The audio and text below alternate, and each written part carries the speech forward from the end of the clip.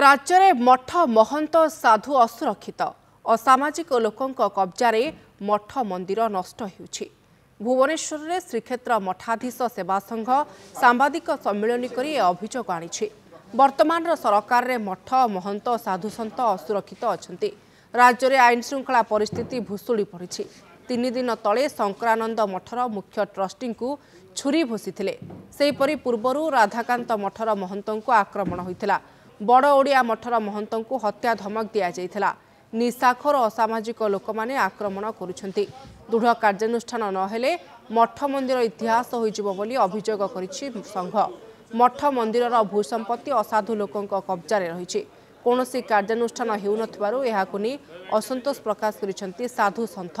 सरकार सुरक्षा जोगाई देबा पई संघ पक्षरु दाबी होइछि। सरकार प्रतिश्रुति देउछंती किंतु कौनसी कार्यानुष्ठान नेउनाहांती बोली श्रीक्षेत्र मठाधीश सेवा संघ अभियोग करिछि। मान एमती गोटे समय पहुँची जाइए जोटी आम समस्ते अतिष्ठ हो गलुणी। आपण मैंने कल्पना करें नहीं।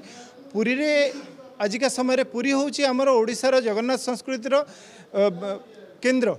आपण देखो सेठी गोटे मठरे जड़े महंत बा साधु माने सुरक्षित नुह। आजिका समय या प्रत्येक दिन घटना हो गला। आम जो जाकि नवेदन करुचु जे दृढ़ कार्यानुष्ठान ग्रहण करा जाऊ।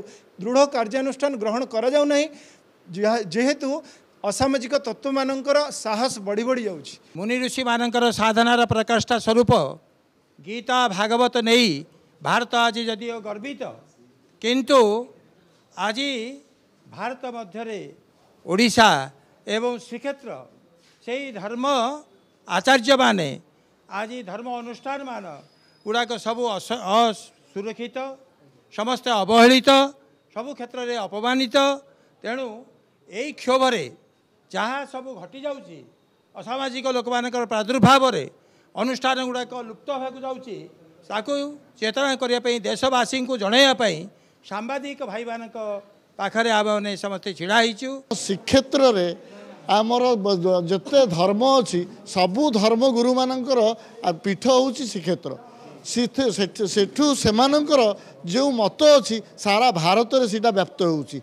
मात्र आज आमे असुरक्षित कारण महंत मानू ट्रस्टी मानू कि जो मैंने से मठ भितर रोचंती से माने किछि दिन पर आमको आक्रमण करुँच। आक्रमण कलापर आम कलेक्टर को लॉ मिनिस्टर को चीफ मिनिस्टर को अन्यान्य आमर कमिशनर को साधु सन्त को समस्त की जनइला कौन से आमको फल प्राप्ति होना। मात्र आमर जिते निजे असुरक्षित आमर मठ केमती सुरक्षित हम मठर अंतेवासी केमती सुरक्षित हे। ये सबूर सुरक्षा आम आज आपण द्वारस्थ होइचु।